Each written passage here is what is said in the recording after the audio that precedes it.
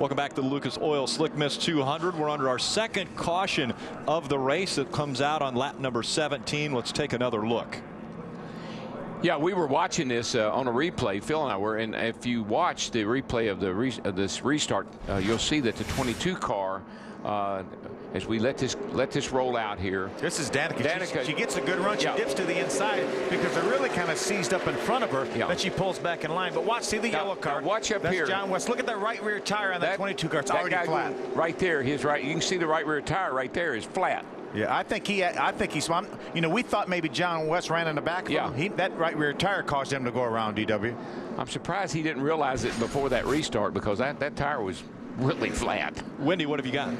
And to add on what Danica was doing right there, already the video that she watched last night is paying off. She said that evasive move that she just made in studying those videos last night, she saw a lot of times on the restarts in the ARCA races, especially here at Daytona, that they would hit each other on the restart at the back of your race car. So she was anticipating someone to come up on her back end and therefore took that evasive action down low. Those videos that she spent time watching already paying off for Danica early in the race.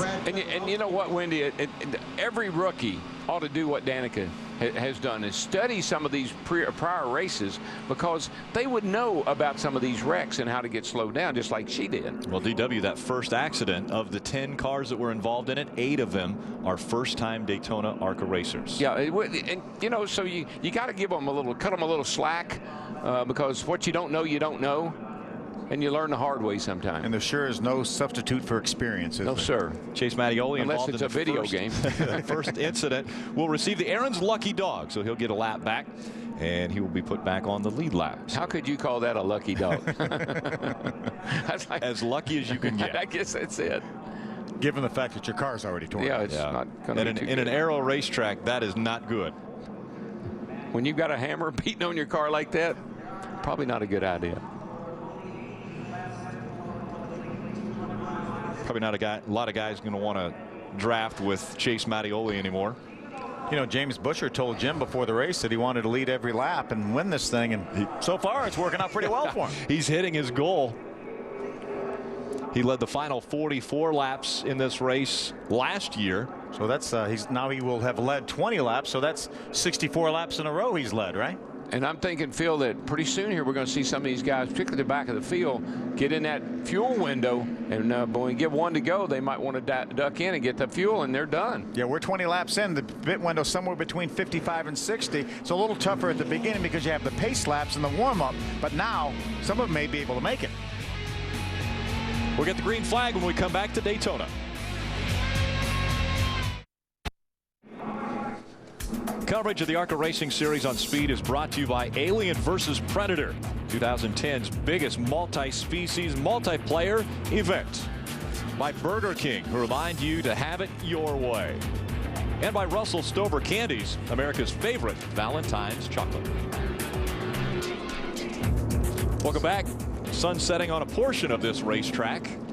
The backstretch and turns 3 and 4 are still in the sunlight, but the grandstands are shading the front stretch all the way into turns 1 and 2. But this is about the time of day, Rick, when they're coming off turn 4, you're going to get the sun right in your eyes here for the next little bit. So got to rely on that spotter, man.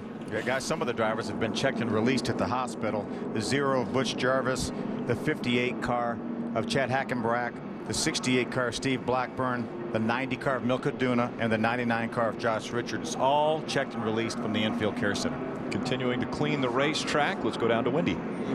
Steve Arpin, who returns in 2010 as the senior team leader for Venturini Motorsports, is complaining about the sun. Just as Daryl was talking about, that sun off of 4 is causing a lot of problems for these drivers. He wants more tape on his windshield. His spotter today, David Keith, who is most known for being a spotter on the Cup side right now for Kevin Conway. And David Keith is going to help Steve Arpin as much as he can with this sun as he looks down from the spotter stand. But when we do get into our pit window, Steve Arpin has requested a little bit more tape on that windshield. That was a point I was going to make, Wendy. That's just another one of those lack of experience things. Most of the Cup drivers would know that you've got to put tape across that windshield right there because of the sun late in the afternoon.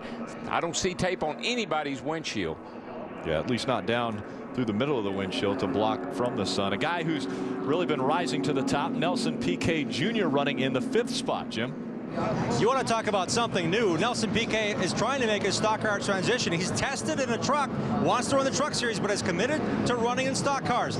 This Brazilian has 28 Formula One starts, but nothing has prepared him like it has today with this number 16. This is Eddie Sharp Racing. The number 6 is what Justin Lofton carried on his race car to the championship here in ARCA in 2009. Nelson's never driven his car into the pit road, much less been on an oval racetrack and in a tin top. Up top, they have Mike Kalanoff, Matt Kenseth spotter, and Jason Overstreet, very much a part of Eddie Sharp Racing, calling the shots for this young driver. He's very comfortable in this race car right now, but there's a whole lot of radio chatter to keep this former Formula One driver in control, running in 5th right now. He started 7th, so a very strong qualifying run. Certainly is backed up right now with an early top 5 run for Nelson Piquet. Yes, that Nelson Piquet from Formula One fame. You know, and just think about Scott Speed. He worked with Eddie Sharp and those guys. Almost won the ARCA championship. Several races, won several races. Eddie Sharp and his Toyota connection. He's working these Formula One drivers in here and making stock car drivers out of them. Yeah, how about the two-wheel sensation of Ricky Carmichael in the top 10? Oh, yeah. Currently running in the 10th spot. GOAT, they call him, exactly. Greatest of all time. Greatest of all time. And that's because he has done some amazing things on 2 wheels and trying to make that transition into 4. 16 AMA championships, Darrell. He kind of reminds me of Mark Martin. Now, he's not as old as Mark, don't get me wrong, but he's got that same kind of tough guy mentality, you know. Similar size? Yeah, similar size, and he's really, I've never met a guy more enthusiastic than Ricky Carmichael. He wants to do this big. Wendy Venturini.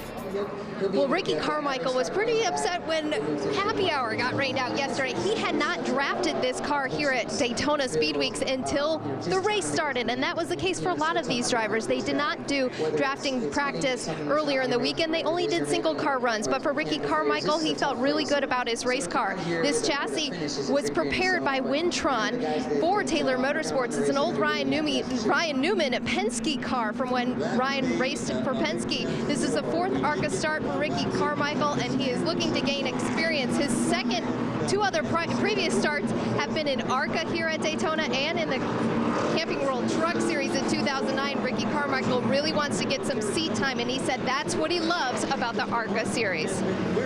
Yeah, Wendy, we were just watching, you know, we were talking about the sun and how it's bothering some of the drivers. So we're under caution right now. But let's watch Ricky Carmichael. He's got his hand, you see right here, he's holding his hand up in front of his face there as a sun visor because the sun is bothering him so badly. And that's just under caution. I don't think he'll try that when the green flag comes out. DW, the good news is at 180 miles an hour, he won't be in the sun that long. No, and it really doesn't last long. It'll be behind the grandstand here shortly. Yeah, riding along with a few different drivers.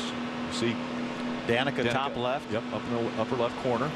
Tim George Jr. in the lower left in the RCR car, and there's Frank Kimmel lower right. I just like I like the intensity of Danica's eyes. She is so focused. She's not looking around. She's not thinking about anything but what she needs to be doing on the racetrack. And I like the fact that she reaches up and tugs on her belts too, Dave. Ooh, yeah. No matter how tight you get your belt, you bounce around a little bit, they loosen up. I've seen her 2 or 3 times reach down and tug those belts a little bit tighter. I mean, the thing that we continue to talk about, it's her first foray in stock car racing, but she is a veteran race car driver with 81 open wheel starts. So lot she's of been in the seat. Yeah, a lot of experience. She's raced here. Just happened to be on the road course. Yeah, that's right.